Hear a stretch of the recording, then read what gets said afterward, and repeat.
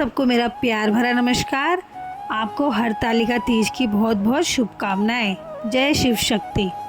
आइए आज मैं आपको अपनी वीडियो में बताऊंगी कि हरतालिका तीज क्यों रखी गई, किसने इस व्रत को सबसे पहले रखा, क्या इसकी सही तिथि है, इसकी पूजा विधि सब आपको मैं बताऊंगी। तो चलिए जानते हैं।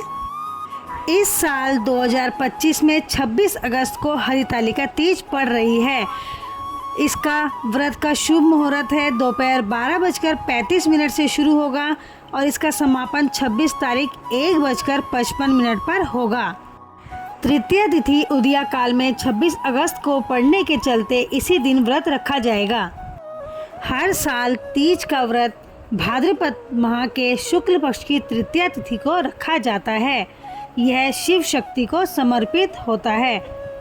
विवाहित महिलाएं पति की लंबी आयु के लिए और अपने अखंड सौभाग्य के लिए इस व्रत को रखती हैं। यह निर्जला व्रत रखा जाता है। आइए जानते हैं कि इसकी पूजन विधि क्या है, कैसे इस व्रत को रखा जाता है। आशा से तथा विवाहित स्त्रियां सुहाग की रक्षा और पति सुख की कामना के लिए करती हैं। प्राचीन काल से चल रही मान्यता है कि इस व्रत को करने वाली स्त्रियां पार्वती के समान सुखपूर्वक जीवन यापन करके शिवलोक को प्राप्त होती है। हरतालिका व्रत का विधान क्या है ये बताया गया है। व्रत करने वाला व्यक्ति सूर्योदय के पहले उठे और भगवान शंकर जी का स्मरण करे, फिर नित्य कर्मों से निवृत्त होकर शिवालय में जाए जहाँ पूजन करना हो और कथा पढ़नी अथवा सुननी हो।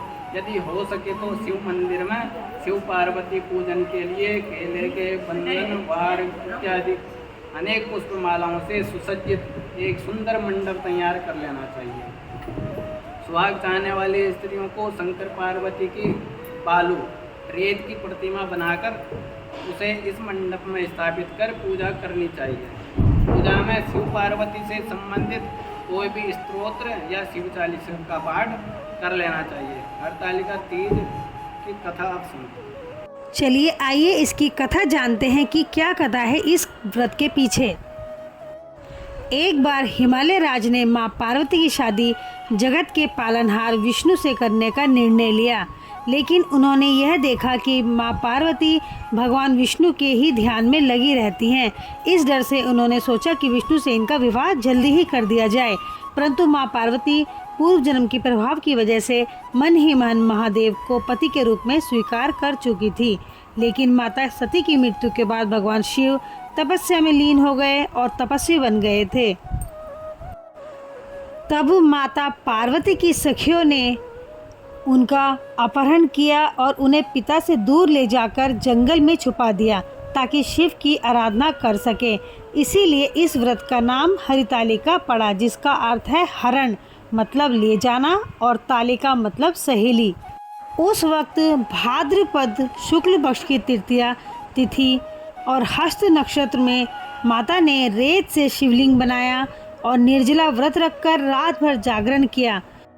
माता ने जब व्रत का संकल्प लिया तो इस मंत्र को बोला जो हमें भी बोलना चाहिए अपने व्रत के समय।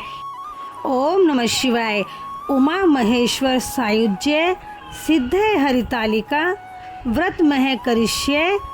यह मंत्र बोलकर हाथ में पुष्प लेकर संकल्प करें और फिर निर्जला व्रत रखकर शिव और शक्ति का पूजन करें। माता पार्वती की भक्ति से प्रसन्न होकर आखिर में शिव ने उनको वरदान दिया और उनसे विवाह किया। इस प्रकार देवी ने पति के रूप में शिव को प्राप्त किया। ओम उमा महेश्वराय नमः। यह मंत्र शिव और पार्वती के मिलन का प्रतीक है। ओम नमः पार्वती पतये हर हर महादेव। यह मंत्र भगवान शिव और देवी पार्वती को समर्पित है। इसका अर्थ है पार्वती के पति भगवान शिव को मेरा नमन है, हर हर महादेव। ऐसे ही सब पर कृपा बनाए रखे प्रभु। आइए जानते हैं कि इस व्रत में किस रंग के कपड़े धारण करने चाहिए। इस व्रत में लाल रंग और हरा रंग अत्यंत शुभ माना जाता है। चलिए बताती हूँ कि क्या इसका महत्व होता है। इस रंग का लाल रंग होता है शक्ति, प्रेम, समर्पण का प्रतीक। देवी पार्वती को समर्पित होने के कारण लाल रंग शुभ माना जाता है। हरा रंग प्रकृति, समृद्धि और नवीनीकरण का प्रतीक है। यह मानसिक शांति और सकारात्मक ऊर्जा को बढ़ाती है और शिव को अत्यंत प्रिय है हरा रंग।